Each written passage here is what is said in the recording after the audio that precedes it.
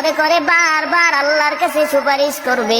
আল্লাহ তাআলা এক পর্যায়ে গিয়া নবীর সুপারিশটা কবুল করে বলবে, ও ফেরেশতার দল, কিছু কুদরতি পানি আছে, ওই পানিগুলো জাহান্নামের উপরে ছিটায় দাও।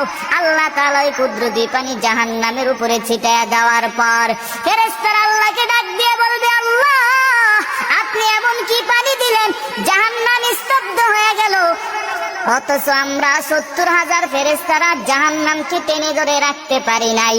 ফেরেশতারা আল্লাহকে প্রশ্ন করবে, আল্লাহ, আপনি এমন কি পানি দিলেন যেই পানি দেওয়ার কারণে জাহান্নাম স্তব্ধ হয়ে গেল?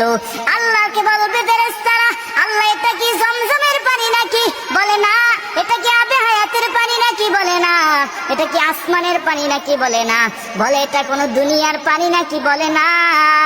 আল্লাহ বলবেন, না রে ফেরেশতা, না, এটা জমজমের পানিও না, আবে হায়াতের পানিও না, বৃষ্টির পানিও না। আল্লাহ তাআলা বলবে, ফেরেশতা, এটা কিসের পানি জানো? আমার কিছু গুনাহগার বান্দা ছিল, দুনিয়ার মধ্যে ভোর রাতে কষ্ট করিয়া ঠান্ডা পানি দিয়ে ওযু বানাইয়া 2-4 রাকাত তাহাজ্জুদ নামাজ পড়িয়া আমি আল্লাহর কাছে কান্না করেছে, চোখ দিয়ে বেয়ে বেয়ে পানিগুলো ফেলছে। ওই পানিগুলো আমি আল্লাহ জমা করে রাখলাম। আজ ওই গুনাহগার